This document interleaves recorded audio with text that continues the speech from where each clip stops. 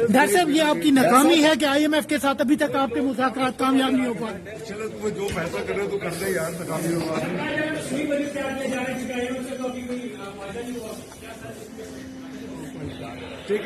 Doctor صاحب آپ کو پہلی مرتبہ آپ کو پہلی مرتبہ سخت معیشت مشکلات کا سامنا کرنا پڑ رہا ہے کہ آپ معیشت کو سنبھال نہیں پا رہے۔ بسم اللہ الرحمن الرحیم، السلام علیکم۔ آپ یوٹیوب چینل دیکھ رہے ہو، میرا نام ہے عبدالرحمان۔ ناظرین 29 مئی ہے آج، یہ ہمارے وزیر خزانہ صاحب کی ویڈیو آپ کی سکرین کے اوپر چل رہی ہے، جنہوں نے پاکستان میں ڈالر جو ہے وہ 200 سے نیچے لانا تھا۔ ڈالر کا اصل ریٹ جب یہ نیچے آئے تھے، انہوں نے پہلی پریس کانفرنس کی تھی، انہوں نے کہا تھا جی 170-80 کا ڈالر کا ریٹ ہے پاکستان میں، یہ تو آرٹیفیشلی اور جو مافیا ہے وہ ایک ڈالر کو اوپر لے کے گیا ہوا ہے، اور اب اس ٹائم پاکستان میں ڈالر 300 سے اوپر ہے۔ کسی بھی ایشیائی ملک میں ڈالر کا یہ ریٹ نہیں ہے، سری لنکا ہو، بنگلہ دیش تو خیر بہت آگے ہے پاکستان سے، سری لنکا اور انڈونیشیا میں بھی جو ریٹ ہے ڈالر کا پاکستان سے کم ہی ہوگا۔ پاکستان میں ڈالر جو ہے وہ 310، 12، 13 کے اوپر چل رہا ہے اوپن مارکیٹ میں، اور پھر انہوں نے پیٹرول جو ہے وہ 100 روپے کے اوپر لانا تھا، جو کہ اس ٹائم 270 روپے کے حساب سے پاکستان میں مل رہا ہے۔ یہ پاکستان کی اکانومی کی صورتحال، اور پھر یہ کہتے تھے کہ جی آئی ایم ایف سے جو ہے ہم ڈیل کر لیں گے۔ ہمارے جو وزیر اعظم صاحب ہیں وہ کہتے تھے کہ جی آئی ایم ایف جو ہے اس کے پاس اب کوئی راستہ نہیں ہے، کوئی بہانہ نہیں ہے پاکستان کو جو ہے وہ آئی ایم ایف کی ڈیل کمپلیٹ نہ کرنے دینے کا، اور اب ڈیل جو ہے وہ فائنل ہو جائے گی، لیکن ابھی تک آئی ایم ایف جو ہے اس نے ڈیل تو کیا کرنی ہے، اس نے صاف صاف انکار کر دیا ہے۔ پاکستان کی صورتحال کیا بننے جا رہی ہے آگے آنے والے دنوں میں؟ کیا یہ لوگ واقعی معیشت کو سنبھال پائیں گے؟ یہ آپ کے سامنے کچھ اپڈیٹس رکھیں گے۔ اس کے ساتھ ساتھ 9 مئی کے واقعات کیوں ہوئے، کس وجہ سے ہوئے، کون کون لوگ اس میں شامل تھے۔ ابرار الحق صاحب کی ایک لیٹسٹ ویڈیو آئی ہے، لنڈن میں جو ہے وہ ایک شو کرنے گئے ہوئے تھے، ابھی 2 دن پہلے جو ہے انہوں نے پریس کانفرنس کیا، اور پریس کانفرنس میں باقاعدہ آنسو بہا رہے تھے، رو رہے تھے، اور یہ بتا رہے تھے کہ بہت دکھ ہے ان کو پی ٹی آئی کو چھوڑنے کا۔ وہ ویڈیو بھی آپ کی اسکرین کے اوپر چلائیں گے۔ اور عادل راجہ صاحب اور مہر شرافت علی کے حوالے سے کل بھی ہم نے آپ کے سامنے ذکر کیا۔ اب عادل راجہ صاحب نے مہر شرافت علی کو ایک نیا جو ہے وہ لقب دے دیا ہے، اور ان کو بھی انہوں نے بیسیکلی غدار کہہ دیا۔ وہ کیسے، وہ بھی آپ کے سامنے رکھیں گے۔ اس سے پہلے اگر آپ لوگوں نے چینل کو سبسکرائب نہیں کیا تو ریڈ بٹن کو پریس کر لیں، اور بیل آئیکن کو بھی پریس کر لیں، تاکہ لیٹسٹ اپڈیٹس آپ لوگوں کو ملتی رہیں، اور یہ جو ہمارا تعلق ہے ایسے ہی جڑا رہے۔ سب سے پہلے جی بات یہ ہے کہ 9 مئی کے واقعات جو ہوئے ان میں کس کا قصور تھا؟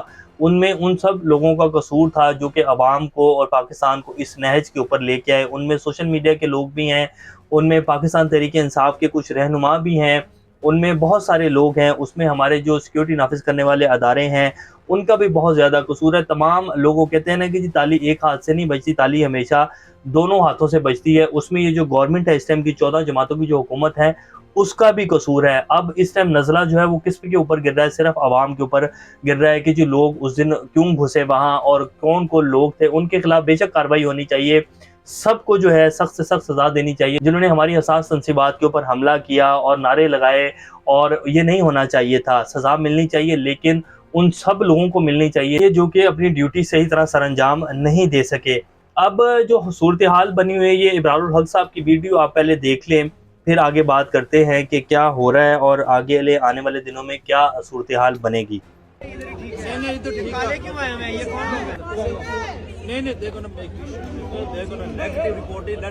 لیکن یہ کالے آگے نہیں، وہ جو پیچھے لوگ ہیں نا، نہیں وہ ویسے ہی ہے، وہ ویسے ہی ہے۔ Please wait. I'll get this only media. Only media. ابرار بھائی، Who are these people? They are not even Pakistani. Only media. Come this side. یہ ویڈیو ہے ابرار الحق صاحب کی، یہ لنڈن میں جو ہے ایک شو کرنے کے لیے گئے ہوئے تھے، وہاں میڈیا کے لوگ ان کے اوپر جو ہے چڑھ دوڑے، میڈیا کے بھی لوگ تھے، اس میں پھر عوام بھی تھی، اور انہوں نے جو ہے ان سے سخت سوالات کیے، اور اس کے بعد ابرار الحق صاحب جو ہے گاڑی میں بیٹھ کر آپ نے ان کی حالت دیکھ ہی لی ہوگی، تو ان لوگوں نے جو ہے آزادی لے کے دینی تھی۔ فواد چودھری صاحب کے بھی نعرے آپ لوگوں نے بہت سارے سنے ہوں گے، تیرا باپ بھی دے گا آزادی، اور اس طرح کے بہت سارے نعرے، اور عوام کو اس نہج کے اوپر لے آئے۔ بہت سارے لوگوں کا ہاتھ ہے، عمران خان کو اور پی ٹی آئی کو اور عوام کو اس نہج تک لانے میں، اور اس کے ساتھ ساتھ سوشل میڈیا کے جو لوگ ہیں انہوں نے بھی بہت زیادہ کردار ادا کیا ہے، جیسے کہ میجر عادل راجہ صاحب جس طرح خبریں دیتے رہے کہ جی یہ خبر آ گئی، یہ ہو گیا، وہ ہو گیا، عمران خان کو جو ہے اس جگہ رکھا جائے گا، عمران خان کو قتل کر دیا جائے گا، عمران خان کے لیے نیا جو ہے پلان بنا لیا گیا ہے، ذمہ داریاں سونپ دی گئی ہیں، عمران خان آج قتل ہو جائیں گے، یہ ہو جائے گا، وہ ہو جائے گا۔ تو یہ سارا بیانیہ جو بنایا گیا پچھلے کچھ 2 سے 4-5 ماہ کے اندر، ان سب لوگوں کا ہاتھ ہے اس میں، اور پھر یہ جو کچھ رہنما تھے جیسے کہ ابرار الحق صاحب جو ہے ابھی 2 دن پہلے پریس کانفرنس کی اور رو رہے تھے اور اب پھر جو ہے لنڈن چلے گئے شو کرنے کے لیے. اگر اتنا دکھ تھا تو یہ بھی تو ہو سکتا تھا کہ یار میرا ملک برباد ہو گیا, میں کہاں ہم لوگ آ گئے, میں نہیں کروں گا ابھی کچھ عرصہ کام نہیں کروں گا, اتنی ہماری محنت تھی. لیکن نہیں, انہوں نے کہا کہ یہ یہاں تک ٹھیک ہے, اب جو ہے اپنا کام شروع رکھو. عوام لوگوں کے جو بچے پکڑے گئے جن کو یہ یہاں تک لے کے آئے, اب وہ جتنے بھی لوگ 7 سے 10 ہزار کے قریب جو لوگ جیلوں میں پڑے ہوئے ہیں, ان سب کا کون والی وارث ہوگا؟ ان لوگوں نے تو اپنا اپنا کام جو ہے وہ شروع کر دیا ہے. فواد چودھری صاحب نے ایک ٹویٹ کیا اور سائڈ کے اوپر ہو گیا جی کہ میں اب سیاست نہیں کروں گا, اور اس طرح کے بہت سارے لوگ جو کہ پی ٹی آئی کو چھوڑ کر اس ٹائم سائڈ کے اوپر ہو گئے ہیں, انہوں نے صرف اپنی سیاست کو بچایا. اب جو میجر عادل راجہ صاحب ہیں, ان کے حوالے سے بھی آپ کے سامنے کچھ رکھ دیتے ہیں. ان کا ویسے آج کل جو یوٹیوب چینل ہے وہ بلاک ہو چکا ہے اور اب یہ دوسرے چینل کے اوپر آتے ہیں اور اسکرین شیئرنگ کر کے بیسیکلی یہ بیٹھتے ہیں اور وہاں یہ خبریں دے رہے ہیں اپنی دھڑا دھڑ. اب انہوں نے جو مہر شرافت علی صاحب نے ان کو ٹویٹ کیا اور جواب دیا کہ میجر عادل راجہ صاحب کی جو خبریں ہوتی ہیں ساری ایک جھوٹ کا پلندہ ہے, انہی لوگوں نے پاکستانی عوام کو اس نہج تک پہنچایا, ان جیسے یوٹیوبرز نے. اب انہوں نے کیا ان کو کہا ہے, عمران ریاض خان کا دوست مہر شرافت علی جسے عمران ریاض نے ٹکٹ دلوایا وہ بھی سودا کرایا ہے, یعنی کہ وہ اس نے بھی سودا کر لیا ہے, وہ بھی بک گیا. چلو مجبوری ہوگی مگر عمران ریاض خان کی کوئی خیر خبر ہی لے آتا اپنے ہینڈلر سے, ٹھیک ہو گیا. اب اس کے اوپر مہر شرافت علی صاحب جو ہیں انہوں نے یعنی کہ انہوں نے اس کو بھی غدار قرار دے دیا, جیسے کہ صدیق جان کو بھی غدار جو ہے انہوں نے قرار دیا کہ اس نے بھی سودا کر لیا ہے. یہ دونوں بندے پاکستان میں بیٹھے ہوئے ہیں اور یہ موصوف جو ہیں یہ پاکستان چھوڑ کر جو ہیں بھاگے ہوئے ہیں اور لنڈن سے بیٹھ کر جو ہیں یہ سارا ایک بیانیہ بنا رہے ہیں, اور یہ ویسے فوج سے بھاگے ہوئے ہیں, ان کو پتہ نہیں کیا فرسٹریشن ہے. اب جو مہر شرافت علی صاحب نے جواب دیا وہ آپ کے سامنے رکھتے ہیں.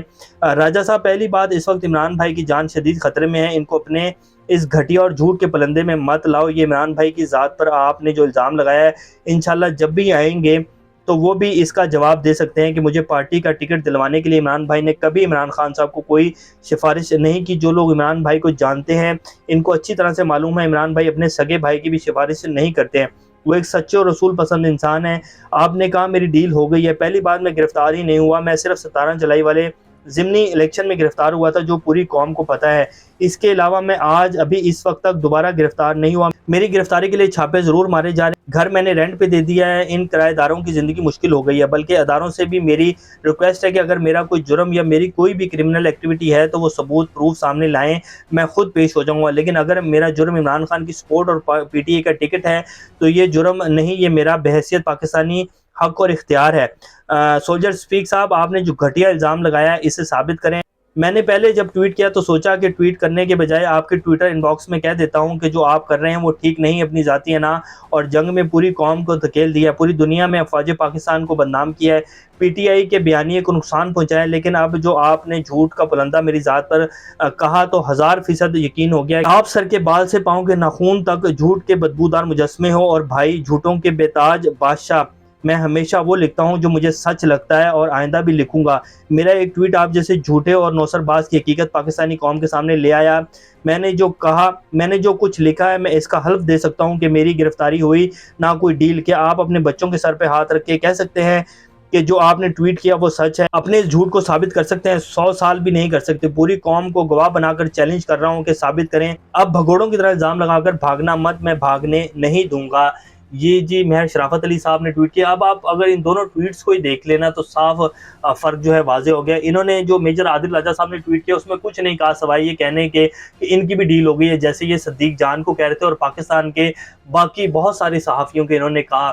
انہوں نے ابھی کچھ دن پہلے جب ان کا یوٹیوب چینل بلاک نہیں ہوا تھا تو انہوں نے پنجاب کے لوگوں کو, پورے پنجاب کو گالی دی بیسیکلی, یہ کہہ کر کہ پنجاب کے لوگ بے غیرت ہے جو اپنی ماؤں بہنوں کو جو ہے چھڑوا نہیں سکتے, جو اپنے ماؤں بہنوں کی جو ہے سڑکوں کے اوپر ان کی تذلیل کروا رہے ہیں. حالانکہ یہ خود بھی ان کا تعلق جو ہے وہ پنجاب سے اور خود بھگوڑے ہو کر باہر بیٹھے ہوئے ہیں اور ان کو پتہ نہیں کس چیز کا غم ہے, شاید فوج سے نکالے جانے کا غم ہے یا ان کے خلاف جو ہے کارروائی کرنے کا غم ہے, ان کا کورٹ مارشل کرنے کا غم ہے. اسی لیے یہ اپنی جو فرسٹریشن ہے وہ باہر بیٹھ کر پاکستان کے سب سے بڑے ادارے کے خلاف جو ہے وہ نکال رہے ہیں, اور جتنی یہ 2 نمبر خبریں دے سکتے ہیں وہ دے رہے ہیں. اور پاکستان کو اس نہج پر لانے میں ان کا بہت بڑا ہاتھ ہے کیونکہ ان کی بہت بڑی فین فالوئنگ ہے. انہوں نے پچھلے کچھ مہینوں میں بیٹھ کر ایسی بے بنیاد خبریں دی ہیں کہ اب کو ہونے لگا, اب یہ ہو جائے گا, اب یہ ہو جائے گا, پتہ نہیں کیا کیا کچھ انہوں نے نہیں کہا. اب صدیق جان کے ساتھ جو یہ کر رہے ہیں اور جس طرح مہر شرافت علی کے خلاف ہی ہوئے ہیں تو یہ ان کی حقیقت ہے. اور یہ صورتحال ہے جی. تو دیکھیں آپ لوگ سوشل میڈیا کو، لیکن اپنی آنکھیں، کان اور دماغ کھول کر دیکھیں.